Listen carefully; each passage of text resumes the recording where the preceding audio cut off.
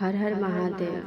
नमस्कार, प्रणाम दोस्तों, आप लोगों का स्वागत है रंजनी ऑफिशियल चैनल में। आज मैं लेकर आई हूँ बहुत सुंदर सा प्यारा सा शिव पारंपरिक गीत। एक बार आप लोग जरूर सुने, अच्छा लगे तो लाइक कमेंट शेयर जरूर करें। चैनल पर नए हैं तो चैनल को सब्सक्राइब जरूर कीजिएगा। हमरो किस्मत के ताला हो ए डमरुआ वाला, खोल दी हमरो किस्मत के ताला हो ए बसहवा वाला। पूजत रही जौरो शिवाला हो ए डमरुआ वाला। पूजत रही जौरो शिवाला हो ए डमरुआ वाला। खोल दी हमरो किस्मत के ताला हो हे बसहवा वाला। तो जात रही रौरो शिवाला हो ए डमरुआ वाला। तो जात रही रौरो शिवाला हो हे बसहवा वाला। खोल दी हमरो किस्मत के ताला हो हे बसहवा वाला।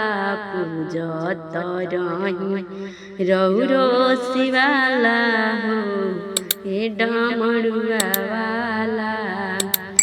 और राजनगरिया से जलवा भरवानी, और राजनगरिया से जलवा भरवानी। जलवा भराई धरवा गिरवानी ए डमरुआ वाला।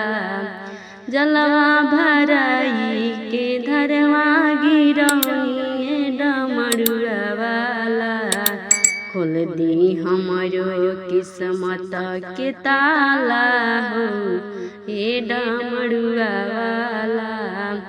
भंगिया धतुरिया के तोहके चढ़ावानी, भंगिया धतुरिया तोहके चढ़ावानी ए डमरुआ वाला। खोल दी हमरो किस्मत के ताला हो ए डमरुआ वाला। पूजत रही रौरो शिवाला हो ए डमरुआ वाला। भंगिया धतुरिया पिसवानी, भंगिया धतुरिया रौरेला पिसवानी। भंगिया धतुरिया रौरेला पिसवानी ए डमरुआ वाला। पूजत रही रौरो शिवाला हो हे डमरुआ वाला। खोल दी हमरो किस्मत के ताला हो ए डमरुआ वाला।